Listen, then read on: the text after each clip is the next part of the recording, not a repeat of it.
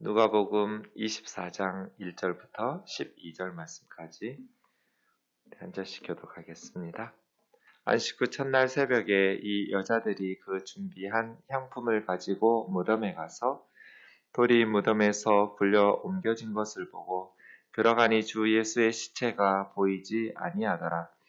이로 인하여 근심할 때 문득 찬란한 옷을 입은 두 사람이 곁에 섰는지라.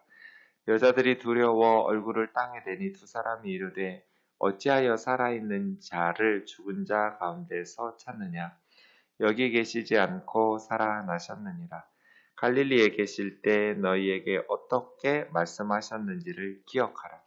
이르시기를 인자가 죄인의 손에 넘겨져 십자가에 못 박히고 제3일에 다시 살아나야 하리라 하셨느니라 한데 그들이 예수의 말씀을 기억하고 무덤에서 돌아가 이 모든 것을 11사도와 다른 모든 이에게 알리니 이 여자들은 막달라 마리아와 요한나와 야고보의 모친 마리아라. 또 그들과 함께한 다른 여자들도 이것을 사도들에게 알리니라. 사도들은 그들의 말이 허탄한 듯이 들려 믿지 아니하나 베드로는 일어나 무덤에 달려가서 구부려 들여다보니 세마포만 보이는지라. 그 된 일을 놀랍게 여기며 집으로 돌아가니라. 아멘. 누구도 십자가 사건을 상상하지 못했듯이 예수님의 부활 사건도 상상하지 못했습니다. 본문의 여인들은 부활의 주님을 만나러 간 것이 아니라 조문객으로 예수님의 시체에 향품을 바르고 통곡하고 애곡하면서 조문하려고 갔다가 빈 무덤과 부활의 주님을 만나서 부활의 증인이 된 것입니다. 부활 사건은 제자들이 계획해서 만들어낸 사건이 아닙니다. 고린도전서 15장 3절에서 8절 말씀 보시면 예수님의 부활과 부활의 증인들의 목록이 나오는데 이 고린도전서 15장 부활장의 증인들의 목록에는 여인들이 누락되어 있습니다. 게바에서부터 시작합니다. 베드로이지요. 그러나 사복음서는 모두 다 베드로가 부활의 주님을 보기 전에 12제자와 사도들이 보기 전에 먼저 무덤에서 마리아와 여인들이 부활의 주님을 보았다는 것을, 부활의 소식을 들었다는 것을 기록하고 있습니다. 예수님 시대에는 여성들이 법정의 증인의 자격이 없었기 때문에 기독교 역사에 있어서 가장 중요한 사건인 부활 사건의 증인으로 내세울 때 고린도전서 15장에서는 여인들이 누락되어 있지만 복음서에서는 모두 다 부활의 첫 증인은 자매들이었다고 기록하고 있습니다. 그만큼 그 시대의 관습을 깨뜨리면서까지 사실에 주목하고 있는 것입니다. 마가복음 16장 3, 4절 보시면 여인들이 무덤에 가면서 염려합니다. 무슨 염려가 있었냐면 무덤 문을 이렇게 막고 있는 큰 돌문, 무덤을 막고 있는 큰 돌문을 누가 우리를 위해서 굴려주리요 하는 것입니다. 여인들이 예수님의 제자들은 다 지금 두려움 속에 숨어 있을 때였고요. 이 큰 돌문을 우리 여자들끼리 어떻게 해서 열 수 있을까 해서 가보니까 이미 돌이 굴려져 있고 그 돌문이 매우 힘이 큰 돌문이었다라고 이야기합니다. 오늘 본문 1절에 안식 후 첫날 새벽에 이렇게 이야기하는데요. 안식일에는 시체를 만질 수 없으니까 안식일이 끝나기를 기다렸을 겁니다. 예수님은 금요일 오후 3시에 운명하셨고 금요일 해 떨어지면 안식일이 시작됩니다. 토요일이 안식일인데 정확히 말하면 금요일 해 지면서부터 안식일이 시작돼서 토요일 해 질 때까지가 안식일입니다. 그러니 오후 3시에 운명하시고 해질 때까지 불과 몇 시간 남지 않은 시간 동안에 빨리 예수님을 향품을 처리하면서 장례식을 치러야 됐습니다. 그러니 예수님이 십자가에 달리신 금요일에는 제대로 향품이나 장례를 시간에 쫓겨서 해결할 수 없었을 겁니다. 그것을 이렇게 마음이 아팠던 여인들이 토요일에 이렇게 기다렸다가 향품을 준비해서 안식일이 끝나는 토요일 밤에는 갈 수 없으니까 일요일 새벽, 주일 새벽에 무덤으로 간 것입니다. 준비한 향품 가지고 예수님의 시체에다가 향품을 바르려고 무덤에 갔는데 돌이 무덤에서 굴려진 것을 보게 됩니다. 무덤 안으로 들어가서 보니 예수님의 시체가 보이지 않았습니다. 이 여인들은 예수님이 이때까지도 부활했다는 생각을 못합니다.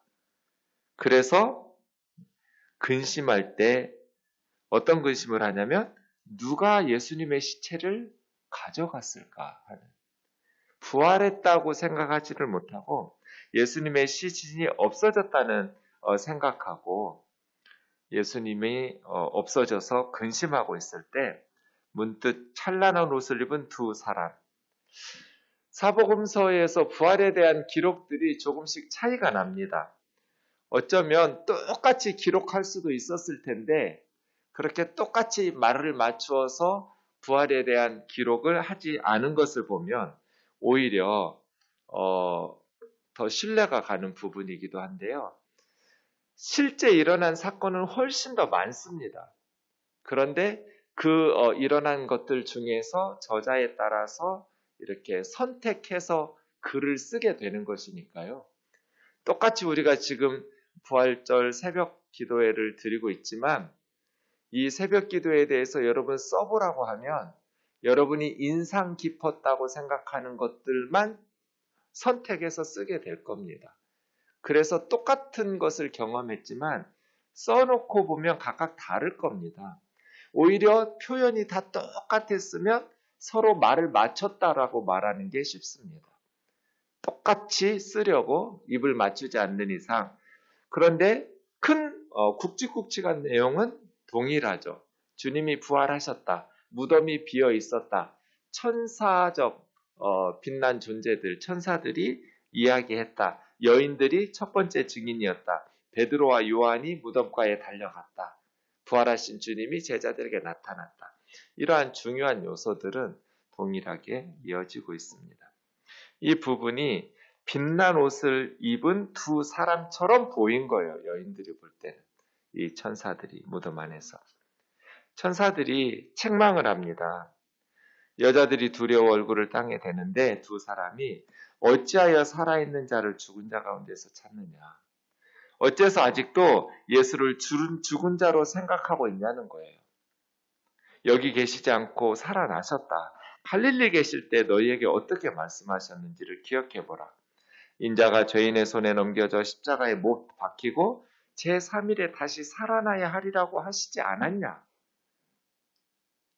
왜 여인들이 그리고 예수님의 제자들이 주님을 믿지 못했을까요? 주님이 하신 말씀을 주의 깊게 듣지 않았기 때문이에요. 주님이 하신 말씀을 문자적으로 받아들이지 않았기 때문이에요. 비유처럼 해석했거나 다른 방식으로 해석했기 때문이죠. 그들이 예수의 말씀을 기억하고야 비로소 주님의 부활을 믿게 된 것입니다. 무덤에서 돌아가 이 모든 것을 11명의 사도, 가룟 유다가 빠졌고 아직 한 명이 보충되지 않았으니까요. 다른 모든 이에게 알리니 이 여자들은 막달라 마리아, 요한나, 야고보의 모친 마리아, 그들과 함께한 다른 여자들도 이것을 사도들에게 알리니라. 부활의 첫 증인들이 10절에 나오죠. 예수님께서 부활을 하신 후에 누구를 가장 먼저 만나 주실까? 예수님을 가장 사모하고 사랑하는 사람들일 것이고 예수님께서 가장 보고 싶은 사람일 겁니다. 우리 우면동교회 주님이 오시면 누구에게 가장 먼저 찾아가 만나 주실까? 저일 것 같진 않아요. 예수님을 가장 보고 싶어 하는 사람, 예수님을 가장 필요로 하는 사람, 예수님을 가장 사랑하는 사람.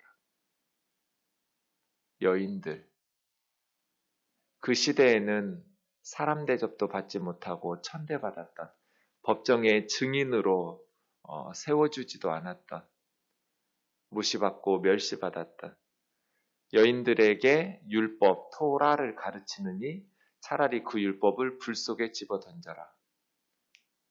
하나님의 백성이라고 말하는 유대인들조차 여인들을 사람 대접을 안 하던 그 여인들에게 주님은 가장 먼저 찾아오셔서 부활의 기쁜 소식을 알려주셨어요. 지금도 세상 사람들의 기대와 달리 멸시받고 천대받을지 모르겠지만 주님을 가장 사모하고 사랑하는 사람들, 주님을 가장 기다리는 사람들, 주님을 가장 보고 싶어하는 그 사람들에게 주님께서 먼저 찾아오셔서 알려주시지 않을까 싶습니다. 사도들은 그들의 말이 허탄한 듯 들려 믿지 않았습니다. 여인들이 말하는데도 믿지를 않았어요. 왜 믿지 않았을까요? 만약에 천사들이 사도들에게 나타나서 말했다면 어땠을까요? 그런데 사도들은 천사들의 말을 여인들을 통해서 전해 듣잖아요. 안 믿는 거죠. 여러분, 누가복음 처음 예수님의 탄생 소식을 목동들에게 천사들이 나타나서 지극히 높은 곳에는 하나님께 영광이요 땅에서는 기뻐하심을 입은 사람들 중에 평화로다. 예수님의 탄생 소식을 목동들이 듣습니다. 그 목동들이 가서 전합니다. 목동들은 당시에 천대받던 직업군의 사람들입니다. 사람들이 목동들의 말을 믿었다는 말이 없습니다. 마리아만 마음에 깊이 생각하면서 마음에 새겼습니다. 똑같은 말을 들었지만 목동들의 말을 사람들이 믿지를 않아요. 목동들은 기뻐하면서 흥분 속에서 믿었어요. 천사들이 자기들에게 해줬던 구주의 탄생 소식을 믿었어요. 그런데 사람들은 천사들을 통해서 듣지 않았어요. 무시당하기 딱 좋은 천대받은 사람의 말, 그것도 목동들의 말을 통해서 전해 들었어요. 그러니까 안 믿는 거예요. 이것은 우리에게 매우 중요한 사실을 한 가지 가르쳐줘요. 지금도 현대인들이 하나님의 기쁜 구원의 소식을 천사들을 통해서 이 여인들이나 목동들처럼 천사들을 통해서 메시지가 전달되면 믿을 거예요. 여인들이 흥분했어요. 그런데 사도들조차도 사람들은 목동들을 통해서 듣고 여인들을 통해서 들었어요. 뭔가 빛난 영광을 보지 못했어요. 하늘의 어떤 신적인 신비적인 그러한 메시지를 듣지 못했어요. 아무런 광채도 비치지 않는, 그것도 세상에서 무시당하기 딱 좋은, 말씀을 잘 알고 있는, 자기들이 인정할 수 있는 직분의 사람들이 아니에요. 그렇기 때문에 그들의 말을 믿으려고 하지 않아요. 사탄이 존경할 수 없는 목회자, 신뢰할 수 없는 기독교 사람들, 그들의 전하는 메시지이기 때문에 사람들은 핑계거리로 삼아요. 저런 사람이 말하는데 그 내용 들어보나 마나지. 하나님 없이 자기 마음대로 살고 싶으니까 말씀을 전하는 사람의 허물과 연약함을 핑계 삼아서 나는 듣지 않을래 라고 생각하는 거예요. 하나님의 천사들이 그들에게 직접 말했으면 어땠을까요? 지금도 목회자들의 인간적인 연약함, 그들의 부족함 때문에 그들이 전하는 메시지의 내용조차를 거부하는 사람들 너무 많아요. 그때 우리는 물어야 돼요. 말씀을 전하는 메신저가 연약하다고 해서 그 말씀의 내용이 잘못된 것인가? 말씀을 전하는 목회자들이 부족하고 타락했다고 그래서 그 목회자들이 전하는 메시지의 내용도 무시해도 되냔 말이에요. 그 내용을 살펴봐야죠. 옳은지 그른지 어떠한 의미인지. 목동들이 무시할 만한 밤에도 잠을 자지 못하는 야간에 일을 해야 되는 그리고 맹수들과 싸워야 되니까 굉장히 위험한 직업군에 낮에는 뜨겁고 밤에는 춥고 좋은 직업이 아니에요. 어지간한 사람들은 자기 자식을 목동시키지 않을 거예요. 천한 육체 노동자들이에요. 그들이 전한 메시지는 들으려고 하지 않아요. 마찬가지로 여인들이에요. 증인으로 세울 수 없는 사람들이에요. 목동들도 여인들도 그들은 큰 기쁨으로 소식을 전했어요. 그런데 듣는 사람들은 그들의 말을 믿지 않았어요. 사도들은 예수님이 거듭거듭 누가복음에는 4번이나 나와요. 십자가 전에 예루살렘에서의 십자가 사건과 부활 이야기를 그렇게 수차례 부활에 대해서 말씀하셨지만 그래서 나중에 주님으로부터 책망을 받죠. 그리고 여인들이 무덤이 비었다. 우리가 두 천사의 빛난 옷을 입고 있는 이들의 말을 들었다. 주님이 다시 살아나셨다. 부활의 주님을 만났다. 라고 말하는데도 믿지 않는 거예요. 사랑하는 자매 형제 여러분, 말씀을 전하는 메신저의 연약함을 보면서 그 말씀의 내용을 거부하는 어리석음을 범치 않기를 바랍니다. 그 하나님으로부터 주어지는 말씀이 하나님의 천사들을 통해서만 우리에게 전달되지 않아요. 그렇게 우리가 인정할 수 있는, 믿을 수 있는 메신저를 통해서 전달되어야만 우리가 하나님의 진리, 구원의 복음을 들을 수 있는 것 아니에요. 어느 누가 말씀의 강대상에서 하나님의 말씀을 전하든지 우리가 사회적으로 세상적 기준으로 무시하기 좋은 천대받는 사람, 존중하기 힘겨운 나보다 학벌도 안 좋고 나보다 존경할 만한 것도 없는 오히려 훨씬 더 무시하기 좋은 목동들이나 여인들을 통해서 하나님의 말씀이 전파된다 할지라도 그 말씀의 내용을 살펴보고 하나님의 말씀인 성경과 비교해보고 그 전하는 말씀을 아멘으로 받으면서 하나님의 말씀을 통해서 우리가 영적인 부요함을 누리기를 원합니다. 부활의 기쁜 소식은 여인들을 통해서 전파됩니다. 그런데 사람들이 믿으려고 하지를 않았습니다. 고린도전서 15장을 다시 보겠습니다. 그리스도께서 죽은 자 가운데서 다시 살아나사 잠자는 자들의 첫 열매가 되셨도다. 유일한 열매가 아닙니다. 주님의 부활은 첫 번째 열매입니다. 두 번째, 세 번째, 네 번째 열매들이 계속해서 이어질 것입니다. 사망이 한 사람 아담으로 말미암아 시작되었듯이 죽은 자의 부활도 한 사람으로 말미암아 시작된다. 아담 안에서 모든 사람이 죽은 것 같이 그리스도 안에서 모든 사람이 삶을 얻으리라. 이것이 우리에게 주시는 부활의 메시지입니다. 우리 주님은 사망 권세를 깨뜨리고 부활을 하신 첫 번째 열매로 아담 안에서 모든 사람이 사망에 이르게 된 것처럼 이제 우리 주 예수 그리스도 안에서 모든 사람이 부활의 생명을 얻게 될 겁니다. 사망아 너의 승리가 어디 있느냐? 지금까지 사망은 진 적이 한 번도 없어요. 백전백승이었어요. 모든 사람을 이겨내고 다 죽였어요.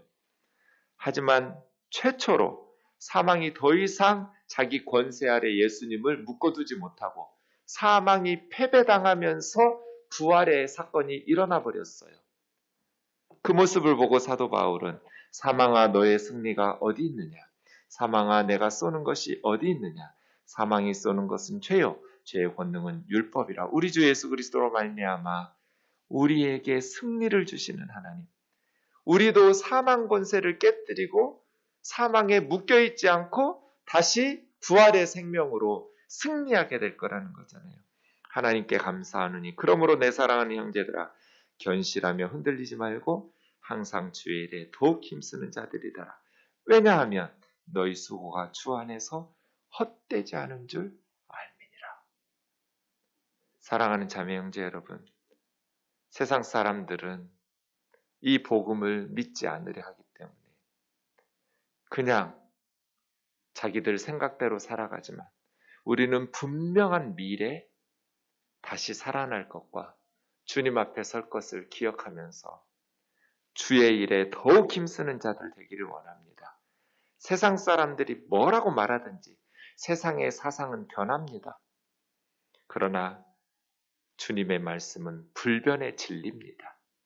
세상은 변하지만 주님의 말씀은 불변의 진리이니 견실하며 흔들리지 말고 항상 주님 일에 더욱 힘쓰는 믿음의 삶 살아가기를 원합니다. 저와 여러분의 주 안에서의 수고가 결코 헛되지 않을 줄 믿습니다. 기도하겠습니다. 한 주간 우리가 고난 주간에 하나님을 향한 열정이 회복되도록 가정이 사랑의 사귐이 회복되고 우리 우면동 교회가 성령 충만하고 사랑이 더 풍성해지고 북한의 지하교회 성도들을 붙들어 주시고 우리 나라가 성숙한 시민의식이 세워질 수 있도록 미얀마의 희생 없는 민주화가 회복되고 선교의 열매와 부흥이 있도록 우리가 기도했었는데 이 기도 제목들을 가지고 계속해서 기도하기 원합니다. 제가 마무리 기도하고 주기도로 마친 후에 개인 기도하겠습니다. 사랑하는 하나님 아버지, 감사합니다. 우리의 미래가 사망이나 어떻게 될지 모르는 불안함으로 계획되지 않고 너무나 분명하고도 선명하게 부활하신 주님과 함께 우리도 다시 사망을 이기고 하나님의 자녀로 하나님 나라에서 다시 승리하며 사망 권세 깨뜨리고 살아갈 것을 인해 감사합니다.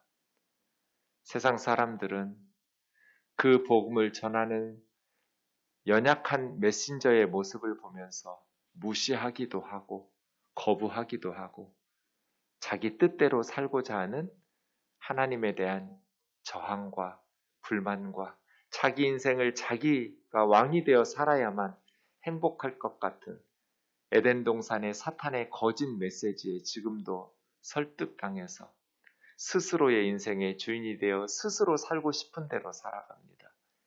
그러나 그 길은 멸망의 길이고 하나님을 신뢰하고 하나님을 의지하며 살아갈 때 우리는 진정한 행복과 진정한 자유와 이 땅에 진정한 평화가 온다라는 것을 기억하면서 나를 의지하지 않는 것이 참된 지혜의 길임을 깨닫게 하시니 감사합니다.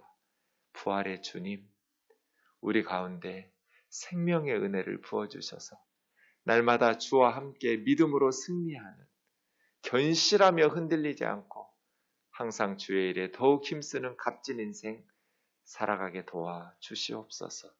예수님의 거룩하신 이름으로 기도하옵나이다. 아멘.